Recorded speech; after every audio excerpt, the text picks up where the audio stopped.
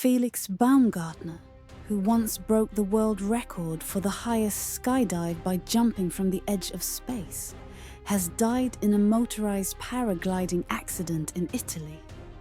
The 56-year-old fell to the ground near the swimming pool of a hotel while flying over the village of Porto Sant'Elpidio in the Eastern Marche region. Porto Sant'Elpidio's mayor, Massimiliano Ciarpella, said reports suggested he may have suffered a sudden medical issue mid-air. The Austrian Daredevil made headlines in 2012 when he broke the world record and the sound barrier for the highest ever skydive, jumping from a balloon more than 39 km, 128,000 ft, up in the stratosphere. Baumgartner was described as a symbol of courage and passion for extreme flights by Mayor Ciarpella, who offered the town's condolences for his death. Fans have left their own tributes beneath one of the skydiver's final social media posts, a video of him working on the motor of his paraglider. Another post from around 14:30 local time, 13:30 BST, bore the text "Too much wind" and featured a picture of a full windsock against a cloudy sky. The extreme sportsman was known as Fearless Felix for his adventurous stunts. He set one of his earliest records in 1999 for the world's lowest base jump, from the 30 or 90 aft high hand of Rio de Janeiro's Christ the Redeemer statue. In the same year, he set the world record for the highest parachute jump when he launched himself from the Petronas Towers in Kuala Lumpur in Malaysia. Then in 2003, he completed a flight across the English Channel with a specially made jumpsuit with carbon fiber wings. But the extreme sportsman was best known for his space leap. Speaking at a media conference after his record-breaking jump, the He said, "When I was standing there on top of the world, you become so humble. You don't think about breaking records anymore. You don't think about gaining scientific data. The only thing that you want is to come back alive." Austrian Felix Baumgartner is the first skydiver to go faster than the speed of sound, but a severe claustrophobic reaction to the pressure suit he had to wear during his ascent to 39 kilometers or 24 miles, and his free fall almost put the whole project in jeopardy. The 43-year-old adventurer had never worked at extreme altitude before, and in order to survive the jump, he needed to be more than a skydiver. He needed to become a test pilot. His next generation, full pressure suit was made by the same company that prepares the flight suits of astronauts. But whereas a test pilot would have a couple of thousand hours to train in a pressure suit, Baumgartner only had 20. A BBC National Geographic documentary about the project reveals how much he struggled during the 4 years of training. "Having this suit on my body and feeling it and the smell of the rubber made me anxious," and he said.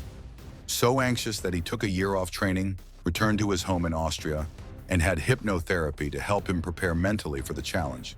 "I've never been that far from Earth, and you really hope you come back alive."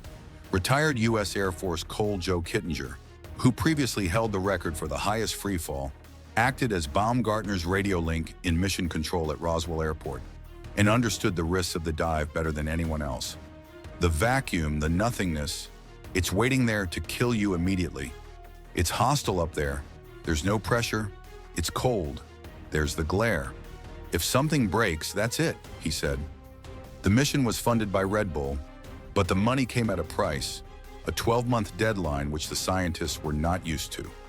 And for Baumgartner, there were many things which he felt he had no control over. "I have to trust these scientists. If something goes wrong, you're all by yourself, and that is really scary." His survival relied on one piece of technology above all others: his pressurized suit. Even experienced astronauts struggle with the suit, and he had to learn to skydive in it. One of the team's biggest fears was that Baumgartner's suit would fail above the Armstrong limit. The altitude that produces an atmospheric pressure so low, 0.6108 atmosphere, that water boils at the normal temperature of the human body. You don't have the pressure of the atmosphere holding the gases in your bloodstream, so your body starts releasing all the gas. Out of every orifice you have, you'll start to ooze fluids. It's like the worst possible horror film, said Art Thompson, the project team principal. Baumgartner's hand-sewn pressure suit cost more than £1 million and is capable of keeping him alive on the moon. It took a team of 30 people 6 months to make. Part of his training focused on acclimatizing him to the suit, so he would feel as comfortable in it as in his own clothes. But it severely restricted his movements. It's hard to describe how it feels. Your movements are totally limited. You can't breathe that easily. It's difficult. You don't feel a damn thing in that suit, he said. When I skydive, even in winter, I don't even wear gloves. I want the air floating around my body. I want to feel the speed and the temperature. When he first tried the suit on, he said that it felt as if the outside didn't exist anymore. It's just you, having a hard time breathing, and it's hard dealing with the loneliness. You start thinking about the big jump. When you're sitting in the gondola for 2 hours, getting higher and higher, you've totally lost your connection to the earth. If something goes wrong, you have to pay for it. During training, Baumgartner had to fight his fear and the urge to tell the team to get him out of the suit. I couldn't even stand being in the suit on the ground. The higher you go, the more the suit inflates, so it gets harder to move. You can feel your stomach getting squeezed. You can feel your heartbeat getting faster. As Baumgartner went through his last-minute checks inside the capsule, it was found that a heater for his visor was not working. This meant the visor fogged up as he exhaled. The team took a calculated risk to proceed with the jump after understanding why the problem existed. And early in the dive, there was concern that Baumgartner was in trouble. He was supposed to get himself into a delta position, head down, arms swept back, as soon as possible after leaving his capsule. His jump from the capsule was perfect, but after passing through the sound barrier, he went into a flat spin, prompting a horrible sense of dread back at mission control.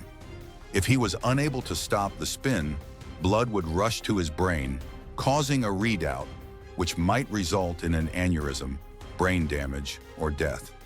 However, he was able to stick out both of his hands and managed to make himself stable before pulling his parachute and breaking the records.